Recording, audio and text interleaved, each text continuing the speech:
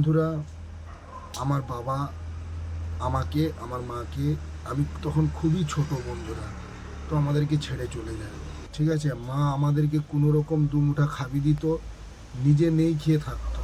ঠিক আছে, বাবা চলে গেল, অনেক কষ্ট, জীবন কোনো রকমভাবে ঘরের না, দু পয়সা পাবে, তাই আপনাদেরকে দয়া করে বলতেছি, দয়া করে বন্ধুরা, ঠিক আছে, দয়া করে আমাকে সাপোর্ট করো। আর hey guys, welcome back my চ্যানেলে আপনাদেরকে স্বাগতম। তো বন্ধুরা, আজ আমি খুবই গরিব, আজ আমার লাইফের ডিটেলস আপনাদেরকে বলতে এসেছি। আর এটাই হচ্ছে আমার আজকে ফার্স্ট ব্লগ। প্লিজ আপনারা একটু দয়া করে সাপোর্ট করবেন। তো বন্ধুরা, আমার বাবা আমাকে, আমার মাকে, আমি তখন খুবই ছোট বন্ধুরা, তো আমাদেরকে ছেড়ে চলে যায়। তো আমাদের তখন খুবই অবস্থা খারাপ। এমনিতেই আমার বাবার মা ভালোবেসে বিয়ে করেছিল বলে আমার যে দাদু ঘর, সেখানে আমাদেরকে অ্যাকসেপ্ট করেনি, মাকে আমার অ্যাকসেপ্ট করেনি। তাই আমার মা কী করলো, একটা অন্য গ্রামে চলে আসলো। ঠিক আছে, অন্য গ্রামে আসতে বন্ধুরা, সেইখানে এসে এবার কাউকে চিনে না, কাউকে জানে না, তো কি করবে, কিছুই করার নেই সেখানে। তো বাবা কিছুদিন থাকলো, থাকার পর মায়ের সাথে বন্ধন করে বাবা চলে গেল। এবার এত বন্ধুরা তখন আমাদের কষ্ট হতো যে বলে আপনাদেরকে বোঝাতে পারবো না। দুমুঠা খাবার জন্যও আমরা দিন রাত কেঁদেছি। ঠিক আছে, মা আমাদেরকে কোনো রকম দুমুঠা খাবি দিত, নিজে নেই খেয়ে থাকতো। ঠিক আছে, এতটা বন্ধুরা কষ্ট হয়েছে। তো তারপরে এরকম কষ্ট লড়াই করে করে করে করে আজ জীবনের সাথে যুদ্ধ করে করে আজ আমরা এতটা বড় হয়েছি। বড় হবার পর আর ভগবানেরও কি খেলা বন্ধুরা, দেখো, ভগবানের হচ্ছে গরিবের ঘরে দুটা করে মেয়ে দেয়, আর বড় লোকের ঘরে দেখুন মেয়ে নেই, খালি ছেলে। তো ভগবানেরও বিচার কোনো ঠিক নেই। আজ আমরাই গরিব, আমরাই দুটা খেতে পাচ্ছি না, তো আমাদের ঘরে দিয়ে দিচ্ছে দুটা মেয়ে।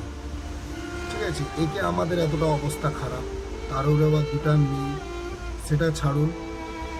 তারপরে এরকম করে বাবা চলে গেল, অনেক কষ্টই জীবন কোনো রকমভাবে নেই, একবেলা খেয়ে নেই খেয়ে বড় হয়েছি। বড় হওয়ার পর বন্ধুরা, তো দেশেই আমি কাজ করতাম। আজ আমি দেশ ছেড়ে আজ বিদেশে এসে আমি যে সিকিউরিটি ডিউটি করতেছি, ব্ল্যাকেট সিকিউরিটি সার্ভিস। তো বন্ধুরা, ব্ল্যাকেট সিকিউরিটি সার্ভিস করতে করতে একটাই জিনিস আমার মনে আসলো যে এই কাজটাও একদম ভালো নয়, আমার ভবিষ্যতের জন্য এই কাজও বেকার। তো সত্যি কথা বলতে আমি বাইরে আসতাম না, বাইরে এসেছি, খালি কি বলবো, দেশে পড়াশোনা নেই, তো ভালো কাজও পাবো না। ওই জন্য বাধ্য হয়ে কি করলাম, দেশেই কাজ করতেছিলাম, আমি ট্রেনে হোকারি করতেছিলাম। এবার আমার মা দিনরাত চিন্তায় থাকতো, কারণ আপনারা তো জানেন যে ট্রেনের হোকারি কত রিস্ক।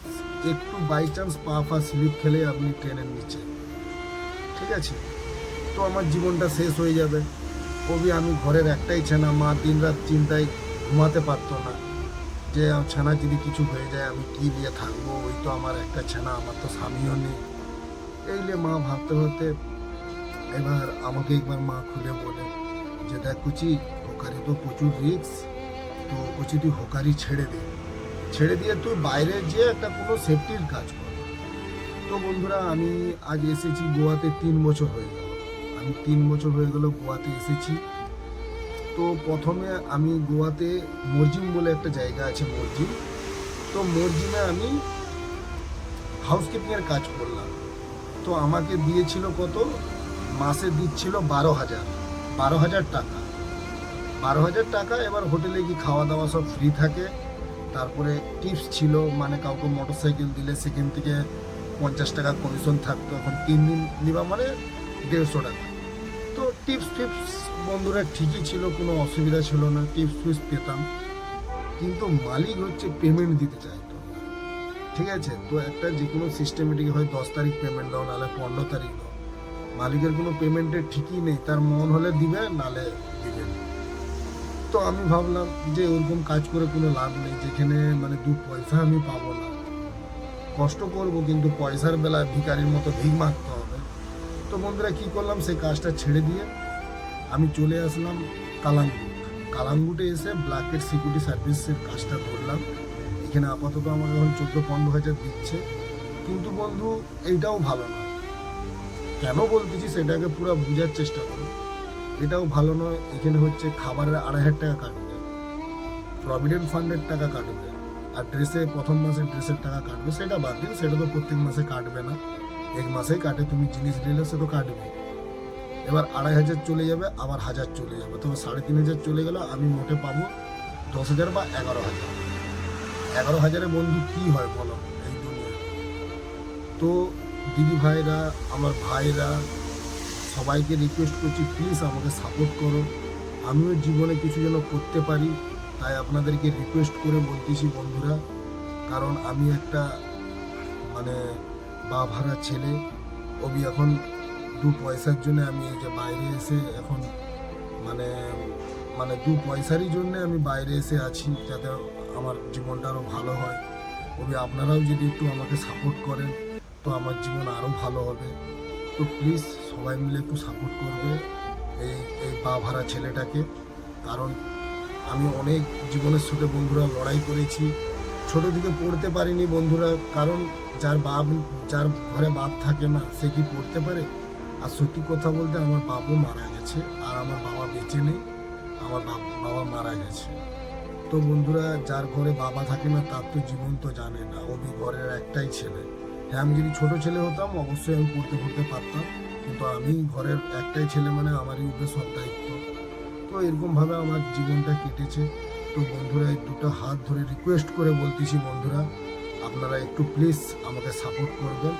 আর আমার জীবন কাহিনী আপনাদেরকে বললাম। আপাতত আমি এইখানে সিকিউরিটির কাজ করতেছি, আমি পরে পরে কি করব অবশ্যই আপনাদেরকে বলে দেবো। কারণ এইখানে এক পয়সা আমার কাছে এখন নেই, ঠিক আছে? আমি কিছু খাবো সেটারও জন্য এই হোটেলে মাঝে মাঝে নাস্তা পাই না, যে নাস্তা একটু খাবো সেইটুকুনো পয়সা আমার কাছে নেই বন্ধুরা। কি বলবো আপনাদেরকে, এতটা দুঃখের কথা না, বললে আমার চোখ দিয়ে জল এসে যাবে, ঠিক আছে? দেশ থেকে একটা জুতা এনেছি, সেটা ছিঁড়ে গেছে, সেটারও পয়সা নেই বন্ধুরা। ওই জন্য কিছু করার নেই। ওই জন্য আপনাদেরকে 2 হাত জোড়ো করে বলতেছি প্লিজ আমাকে সাপোর্ট করো। সাপোর্ট করলে আরও আমার জীবনটা আগামীকালে আরও আমার জীবনটা ভালো হতে পারে। তাই 2 হাত জোড়ো করে বলতেছি প্লিজ আমাকে সাপোর্ট করো। আর এটাই আমার ফার্স্ট ব্লগ, প্লিজ এই ব্লগটা আমার ভাইরাল করে দাও। আর এই ব্লগটা যদি ভাইরাল হয়, একটা গরিব ঘরের ছেলে 2 পয়সা পাবে। তাই আপনাদেরকে দয়া করে বলতেছি, দয়া করে বন্ধুরা, ঠিক আছে? দয়া করে আমাকে সাপোর্ট করো। আর আপনাদের কাছে আমি কিছুই চাই না, দয়া করে। আর এতে আরও ভালো ভালো বন্ধুরা ব্লগ দেবো, আমার ডেলির ব্লগ আসবে। তো বন্ধুরা আমাকে একটু সাপোর্ট করবেন প্লিজ, এটাই আপনাদেরকে রিকোয়েস্ট রইল। তো আজকের মতো টাটা, বাই বাই।